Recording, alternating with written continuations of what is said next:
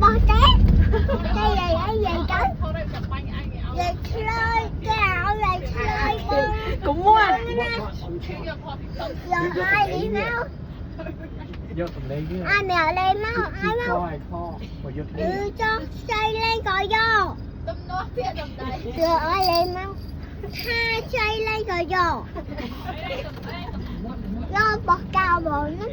Bự tao mấy bọn. Lo bật sao? Ôi lên cục lợn bánh á. Chụp hơn bánh đây cái. Mà miếng hồn cả. Hai cho chụp hơn á. Mất. Vậy chị mau.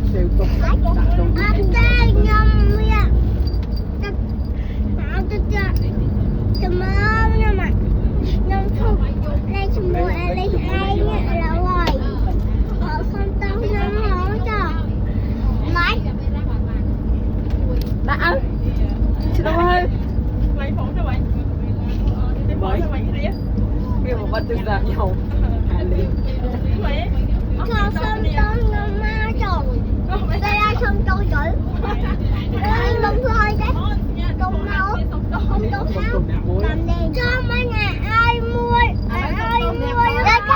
Để cái loại. Mà năm mà hai đôi cá. Hai đôi cá mơ đi. Họ hưởng. Đi vô xì á. Mà hai đầm bê môn đầm. Mất. Nguyên là cho Ellie ăn. Họ ta vô một cây thổi cho. Hai họ tự vào cái thổi cho. Vô một người ăn đâu. Thôi mình lạ. Lo đi thẻ trời. Ai nói là ai đây. Thấy xong tốt riêng ra. Cho có xong tốt hết. Nè, riêng xong họ ăn. Đây vàng mờ. Không tốt á. Ăn lên tiền. Mất. Không tốt á. Nghe mặt. Đó, là họ mua váy xong đâu. Đâu? Ta. Ôi bay. Bí Bay không có ai đấy. Xong rồi. Để chắc xong cho tên cả đá đây nữa. Không tốt riêng ở tại lời. Mình không đâu cái. Trang này, nó không có tiền thôi trang này. Xong tôi lên. Ai tầm tô hay áo kia môi.